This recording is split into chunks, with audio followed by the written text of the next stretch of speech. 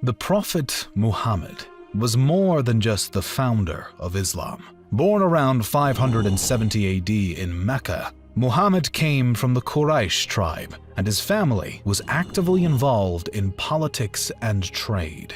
Mecca as a whole was a center for trade and religion, and boasted a variety of temples where the many nomadic tribes throughout the region would worship their gods. Allah was believed to be the greatest of these gods, but many tribes were actually polytheistic. Muhammad's parental grandfather, Abdul al-Muttalib, was a leader within his own tribe as the chieftain of the Hashim clan. Abdul al-Muttalib was a beloved leader, and when Muhammad was brought into his care around the age of 6, the chieftain taught his grandson the fundamentals of his duties in politics and statecraft.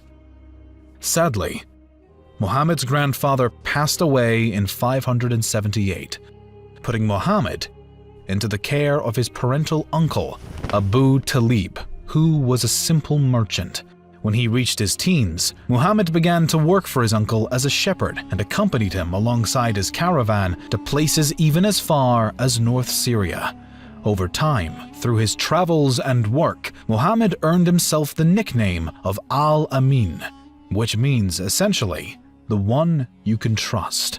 Unsettled by the religious life amongst the surrounding Meccan tribes, Muhammad would often leave for long periods of time to go into a mountain cave away from the town to fast and pray. As it is said, in 610, during one of these retreats, while meditating in a cave on Mount Jabal al-Nur, Muhammad was visited by the Archangel Gabriel, who Muhammad believes recited to him the words of God.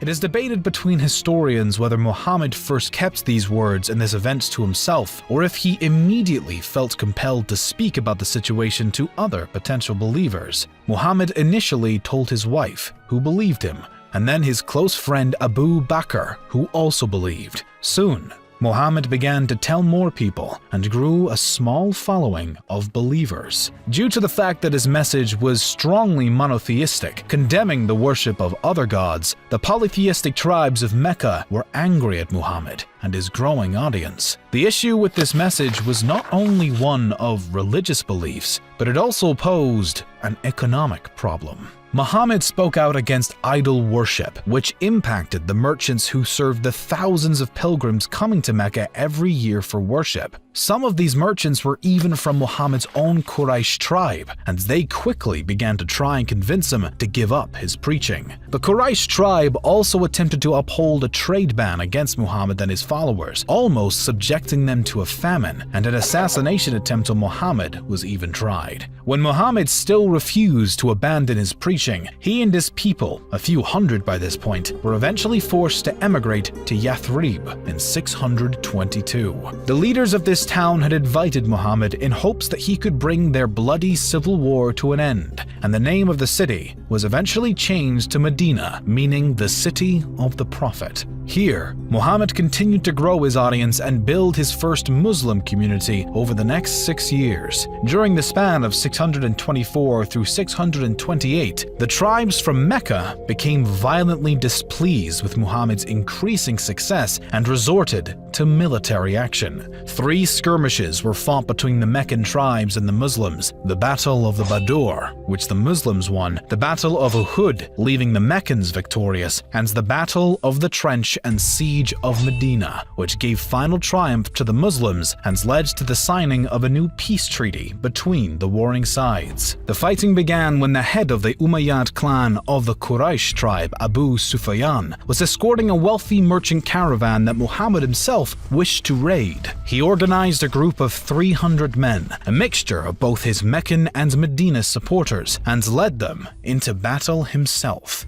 This decision came after new revelations led Muhammad to sanction aggression against the Quraysh tribe of Mecca in response to their brutality and persecution of the Muslims. Muhammad's first technique was to draw out Abu Sufyan, and his forces was to fill the wells along the caravan's route with soil, forcing the Meccans to end up at Badr, where the battle began. First, in a traditional manner, 3 men from each side were chosen to engage in the opening struggle, and then the remainder of the armies charged towards each other. Muhammad, leading his side, picked up a handful of dust and threw it at his opponents, filling their eyes and noses, and giving his men the upper hand from the very start. In a stunning victory that led the Muslims to believe even more in their recent divine sanction, Muhammad's 300 men defeated the roughly 1,000 men led by Abu Sufyan. The second contest, the Battle of Uhud, was fought the following year, in 625, at a valley near Mount Uhud. The Meccans, led by Abu Sufyan, wished to avenge the previous embarrassing loss they had suffered at the hands of the Muslims. Once more, Abu Sufyan and his troops vastly outnumbered Muhammad and the Muslims, with the former having roughly 3,000 men and the latter fighting alongside less than a single thousand. Still, the Muslims fairly quickly received the upper hand and began to rout the Meccan forces. They likely would have even won the battle if a disastrous mistake had not been made by Muhammad's archers. Ignoring their commander's orders, the archers left their posts. This allowed Abu Sufyan's cavalrymen, spearheaded by Khalid ibn al-Walid, an experienced veteran of the Meccan troops, to ambush the Muslim forces and wreak havoc throughout Muhammad's side. The Meccans slew a vital amount of the Muslim soldiers and severely injured Muhammad himself. The Muslims were forced to retreat up the mountain, and the Meccans took that as a signal of their ultimate victory. They deemed themselves triumphant and left, leaving Muhammad and his troops to pick up the pieces from this calamitous and unexpected defeat. The final battle between the Muslim and Meccan sides was the Battle of the Trench and Siege of Medina. Despite their recent victories, the Meccans decided that their men alone would not be enough for the next conflict in 627, racking their troop numbers up to 10,000 men by convincing a large sum of tribes to join their fight. The Meccans finally began their march to Medina. Unwilling to lose again, Muhammad opted for a new tactic this time. Instead of marching to meet his adversaries for a direct face-off, Muhammad held his men back and ordered a ditch to be dug around the town after the idea was suggested by Salman, a Persian convert. This was completely unheard of by the Meccans or the other Arab tribesmen and totally caught them off guard. As the chaos began to spread throughout the Meccan tribe, the portion of the army eventually crumbled and left only the Meccans themselves to insist on pushing forward with the siege. Muhammad and his forces, through their use of surprise strategy, ultimately won, and the Meccans fled after their siege failed.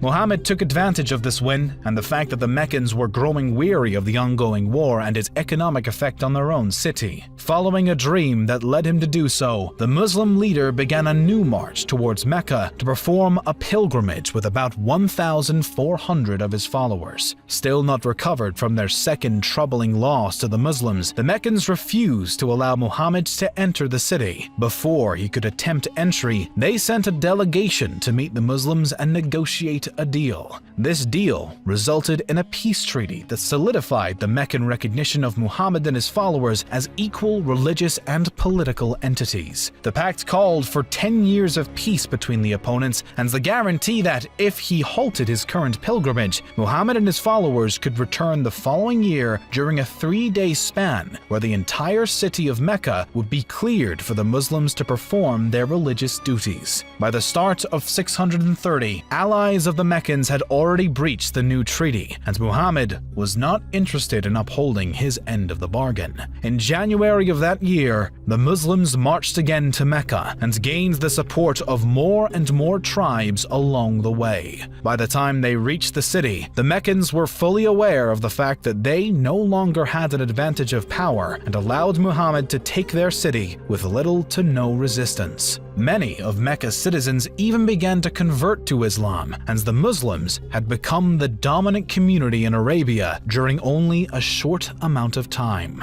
Over the next 2 years, Muhammad returned to Medina where he remained a resident, although he continued to work towards uniting the entirety of the Arabian Peninsula under Islam. Finding great success in his endeavors, he returns to Mount Arafat in Mecca to give his last sermon during the spring of 632. Tens of thousands of supporters joined him on his final pilgrimage before he went home one last time. Muhammad fell ill shortly after arriving in Medina and succumbs to his sickness on June 8, 632.